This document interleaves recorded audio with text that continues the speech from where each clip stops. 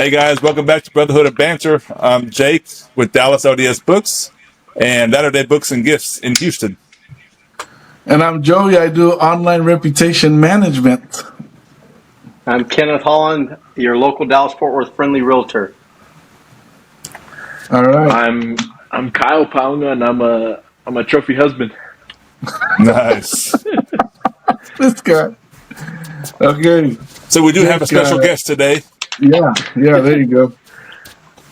Introduce our guest for us real quick. Hey guys, this is Keil Pauga. He is the son of President Pauga, who is part of our Brotherhood and Banter. Go ahead, Keil. Right. Take over. Yeah, tell us about yourself, Keil. A longtime fan, first time guest. You know, I've been begging to be on the show for what feels like years now. We're always so booked. We don't have openings. We turn down everyone.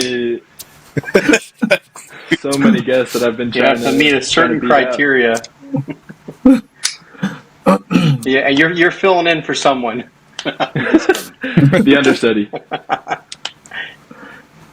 All right, so we invited Keil to join us today. We wanted him to talk a little bit about what we did back then. It was called High Adventure. That was what we did with the young men in our church.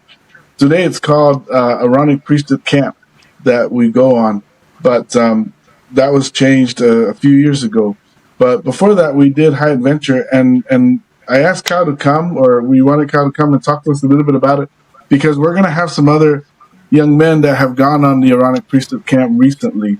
But Keil, he did a trip at Philmont, and I'll let him tell us a little bit about it. But Philmont is basically a scout camp, but I'll let him elaborate a little bit more. And so, Keil, tell us about your experience. There's a few things we want you to talk about. Number one, how you guys selected that. I went with them, and that was a hard trip. I almost, never mind. You almost died? Two, yeah. I didn't want to say it, bro. I'll say it. It was one of the hardest things I did. But we ended up hiking 143 miles in 10 days. I lost 10 pounds when we got off the mountain. So anyway, then tell us a little bit about your preparation for it, and tell us a little bit about,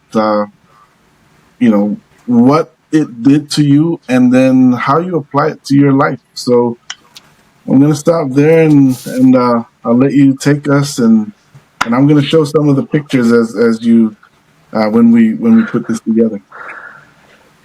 Okay, so the High Adventure back then, we were very back then the church was very intertwined with the Boy Scouts of America, so a lot of our yearly summer camps were revolving around scouts in some way. As we got older, we got into more intense camps, obviously, and it was 2017. We were going. I was going. It was the summer between my sophomore and junior year, so I was about 16, and we had been going to a scout camp called Constantine, which is more of the summer camp style that people think about, hearing about a summer camp, especially a Boy Scouts one. And, it's more geared towards getting merit badges, but Philmont is one that we decided to do. Philmont is a more rigorous camp in general. Philmont is a ranch that the Boy Scouts own in New Mexico. The ranch has a bunch of different treks planned out that you can go on. Once you're selected, once your crew is selected to go to Philmont, you select an itinerary, which they have set out. And at the time, they had 35 different itinerary treks that you could select. And they ranged in difficulty from 1 to 35, easiest to hardest.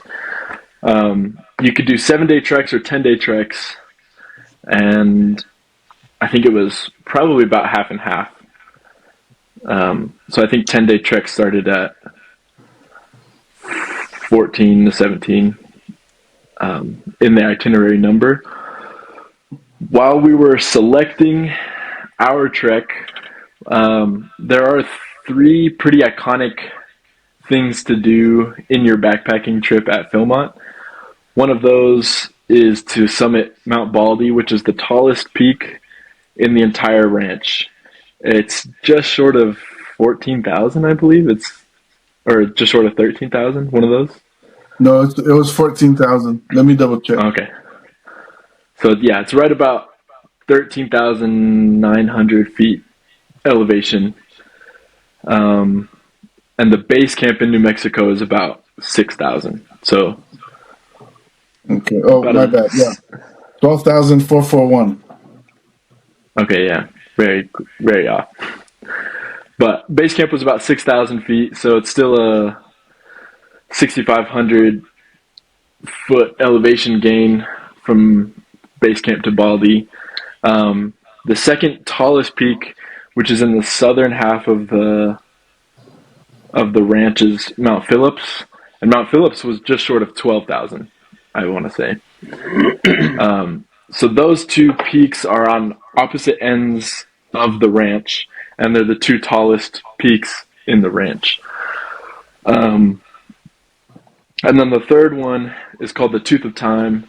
It's a peak just outside of base camp by a couple miles, and it's just a one small peak, kind of alone in the range, and it's right about the foothills of the big range that goes through the ranch, and that one just kind of sticks out. They call it the Tooth of Time. It's on a lot of their merch and everything, so it's a really iconic one to do. And as we were selecting our trek, the only trek that hit all 3 of those in one go was trek number 32, and that's 32 out of 35. So it's one of the very hardest treks to do in the entire camp. But it hit all the iconic peaks that we wanted to do. What we kind of failed to realize at the time is that it summits the 2 tallest peaks as well as the next 3. So it hits the 5 tallest peaks and summits all of them in the entire ranch, and it does 3 of them on one day. You just kind of go up, down, up, down, up, down, and finally back into camp. The other thing is the miles that are projected in all of the itineraries and on all of the maps is extremely incorrect. For every one switchback that you could physically see on the map, there were probably each switchback represented about 1.5 miles of switchbacks, typically 4 back and forths up or down the mountain. And most of the maps only showed 1 or 2 switchbacks. So we were going for miles that were just unregistered on the map. So that's kind of how we selected our trek and got down to it. Definitely one of the hardest things I've done in my life to date. Just a full backpacking trek, and it's very, very different from camping. We've got to hike in all of your food, your water, your clothes, all other supplies. You bring it with you the entire time. And so we're 16, 17-year-old kids with these old guys, and we've all got about Not me. 55-pound backpacks that we're just walking through the mountains of New Mexico in. So Yeah, there that was a was lot of preparation that went into that. So tell us a little bit about the preparation, and then give us a quick summary of the entire hike and what you learned and how it applied to your life. we definitely should have prepared more. We showed up and were we were pretty we were not ready. That's for sure. So in preparation, everybody had to have a real backpacking backpack. I don't have mine here with me, but you are required to have 40 liters or more in the backpack to be able to hold everything that you needed. Um, if you're not sure what that looks like, most duffel bags or sports duffel bags are about 50 liters, give or take. So just kind of that in backpack form. You had to have a, like a real pair of hiking boots, and you wanted to break them in as much as possible, get them comfortable on your feet. So they recommended that you get your boots and wear them as often as possible. Well, I we, think it we was were given a whole year to prepare. We registered and then we had a year yeah, to but start preparing. they said that at the very least get your boots 3 months before your trek begins. And if you're getting them within 3 months, you need to be wearing them. I think it was 3 times a week, Break walking him in in. them to break them in, get them comfortable on your feet. Um, of all the camps that we've been on, it definitely had the most intensive and strict packing list. You had to bring at least 2 separate water containers that could hold up to 4 liters combined. So you could do 2 2-liter carriers because we always had one full of water and one full of half-strength Gatorade, which is to keep your electrolytes up, but also because New Mexico's got it's bear country out there, so you have to any items that you had that were called that had food or something a scent to them.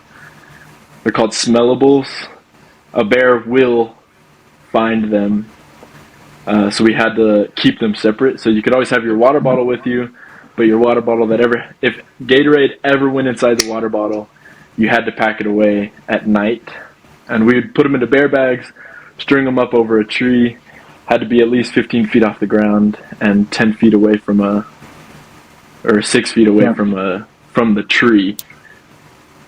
Oh, Like it had to be out on a branch that the bear couldn't climb up the tree and reach out to him. We did one hike all together with our backpacks. We had a few small hikes that we did, but there were 5 of us that did a hike called Cross Timbers, and we knew that it was going to be much shorter than what we were doing, so we threw in a bunch of extra stuff in our backpack to get up to the weight. I think we only got up to about 45 pounds each, and then we ran that hike instead of walking through just to help us out a little bit. yeah. We did a small 1 mile hike with all of our gear on our way to Philmont. So we stopped out a couple hours outside of the base camp, did a quick hike with all of our stuff, and then continued into camp for the next Let me day. let me break into that because so one of the reason we did that was to test out because that on our way to camp where we stopped to do that test hike, it was already at 6,000 feet because everything we did here in Dallas, obviously, right, it was 500 feet. So there was nothing that prepared us for elevation. We did hikes around Rowlett, Cross Timbers, those were, but the elevation was just different. So tell us a little bit about what happened in the, or well, not what happened in the elevation, but share with us an experience that really, really helped you, really taught you something that prepared you for life, for your mission, for marriage. How did that? What was the purpose of Philmont? Just going to hike, or was there a purpose behind it? What did it do to help? Yeah, one of the big ones I always think, so in summiting Mount Baldy, the tallest peak, it was our only day hike, so we didn't have to take our full backpack. You just take a small backpack, make sure you got water, lunch, and a first aid kit to keep you safe on the trek. In preparation for that as well, we were required to have at least 2 people from our crew that were certified first aid. We were Red Cross trained for wilderness survival specifically, and it actually was me and Brother P over here.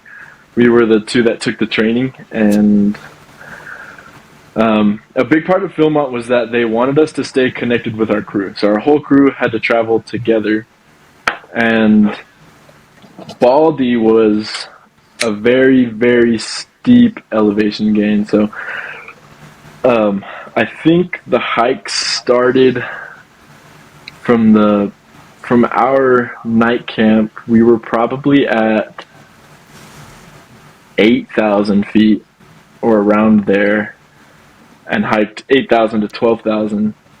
And from the tree line, it was pretty steep. It probably shot up, and we probably gained 1,500 feet in the last mile of the hike. And a lot of times it was one of those you had to crawl. You didn't crawl, but you kind of had to sometimes use your hands to help you. Yeah, so we were going up, and there was one spot. One of the things that we were trained to watch out for was altitude sickness, because we're from Texas, no elevation, so we're already being affected by it, and then especially with the Baldy, we were gaining elevation so quickly that it can really affect your body, but not getting enough oxygen in. We were hiking up, and we were just about to come out of the tree line. So Baldy's called Baldy because it has probably it's a half mile of just shale, just rocks, because the barren land, all the minerals were mined out. It had been mined so heavily that there are no minerals up at the top, and no vegetation can grow for about a half mile to the peak of Baldy. So the tree line really kind of cuts a straight line around that. So we were just outside of that, so still in the trees, and we had done this method called the caterpillar, where the first person will walk 20 steps and take a rest on the side while the whole crew passes him, and then joins the back.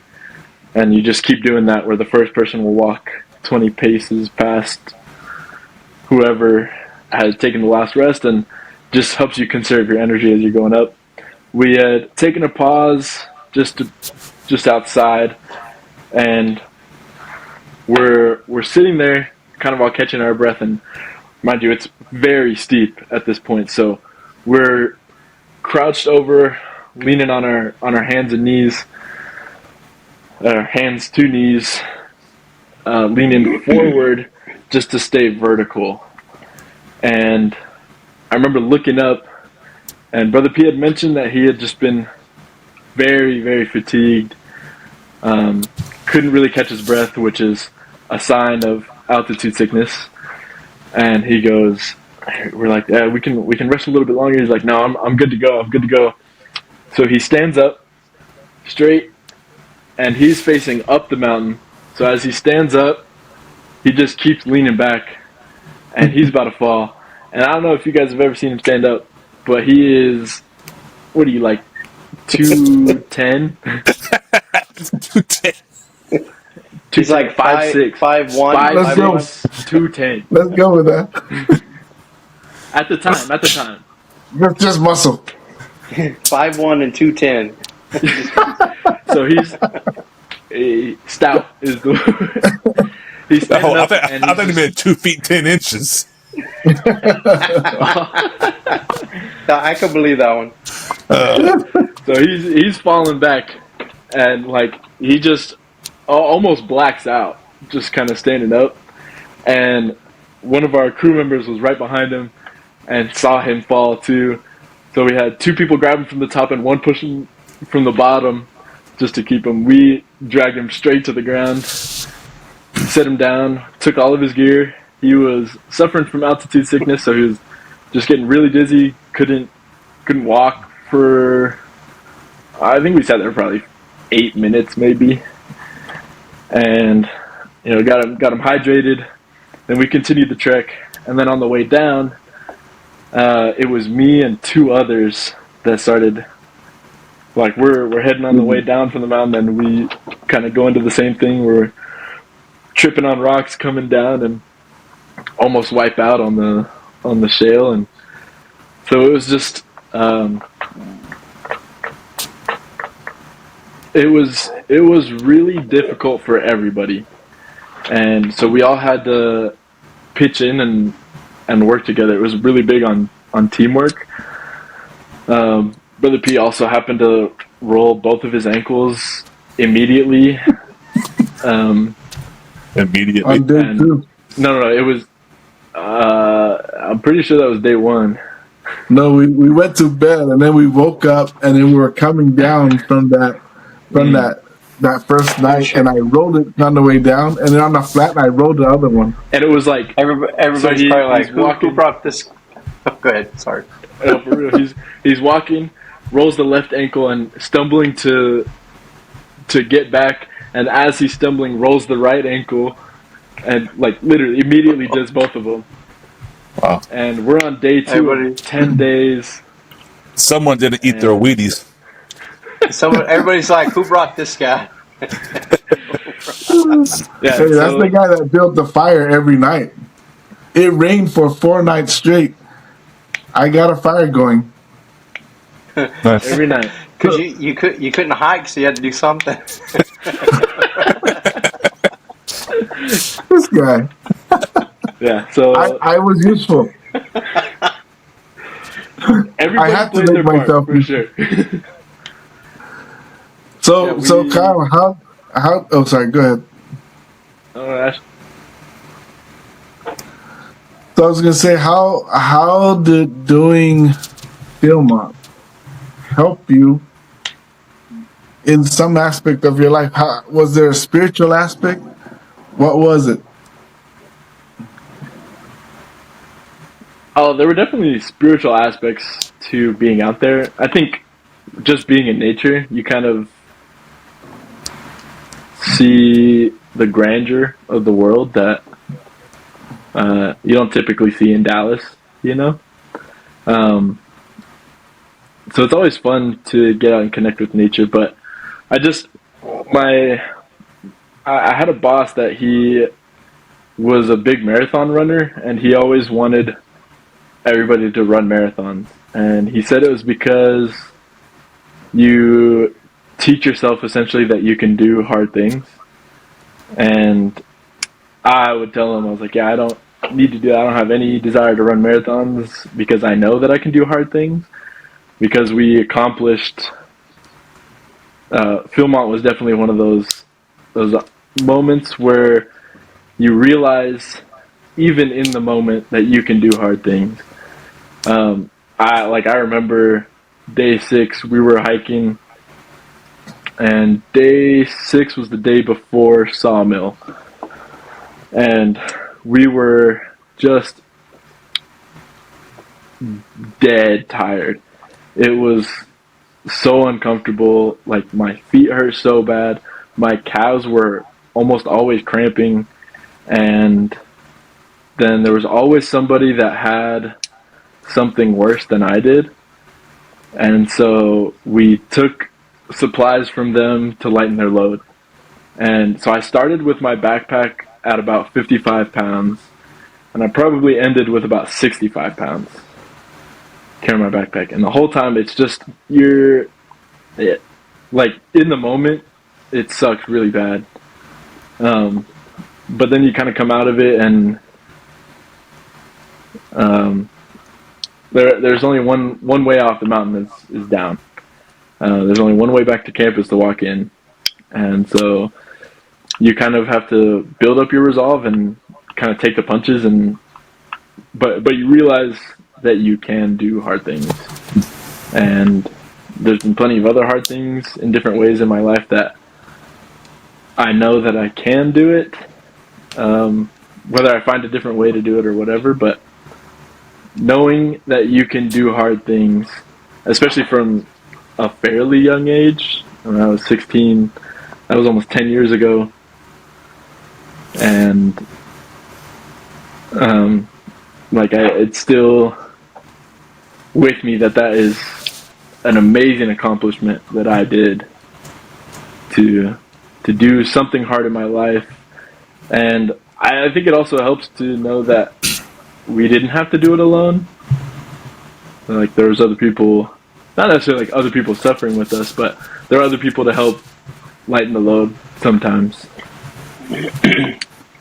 Yeah, and I think that's what one of the things that we came up with was that was our theme after we had gotten done with we could do hard things, because even for me that was a hard thing for me to do. And at 143, all my steps clocked it into 153 miles. So just because we were walking around so much, I removed 10 miles. So our official that we recorded was 143. That was hard for me. I can barely do. I don't even like to run. I don't even like to walk a mile. So doing that, that was such a hard thing. So that's one of the experiences I look back to even today and say, man, I did that. That was amazing. And also one of the things that really helped me, that experience that Kyle shared, that I kind of fell back a little bit. I really just drew closer to my son. It was a neat experience for me, knowing that I had someone I could count on and I could trust, right, in my son. And when we finally summited, I have a picture with me and Kyle.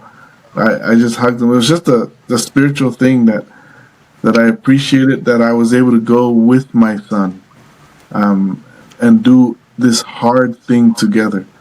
And that's something that I appreciated, that I can draw on as well. You know, hearing y'all talk, it reminds me of all four of us, right? We're all married, and we all have a wife. And Kyle, maybe the hard things haven't hit yet, right? But there are some times in our marriage when things really do get hard, and it's whether it's circumstances around or whatever it is, right? So I like how you brought up that you had that someone there to rely on to help you, right? And then you take that into your marriage as well. That there's always your wife there that's gonna be there for you and help you. I love that. I love how you put that side by side. That's a good thought. Hey, I know, Kenneth, you have to leave. So if do you wanna drop off? Is there one more thing that you want to share, Kyle? One little thing that you want to do before we sign off? No, unless you guys have other questions. You gonna sing us a song or something? Well, I did prepare this item. Well, we might have you on again another time to talk. But here's the last thing I'll say to you. What's in 1 minute? What is one thing that you could say to young men in the church, young priesthood holders out there, about some advice you can share with them from this experience? I always just think get your own opinion for something. Like if there's something out there that you think is a hard thing that you can do. For me, it was the backpacking. For my boss, it was marathon running. But I think it goes for everything. Like there's movies that I like that nobody likes, and there's movies that I hate that everybody likes. I think there's so many things in our life, spiritual and secular, that you just have to get your own opinion for, and it's okay to try things and ask questions to people who know what those things are like.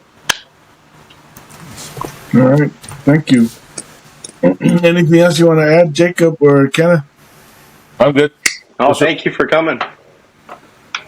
Anytime. Yeah.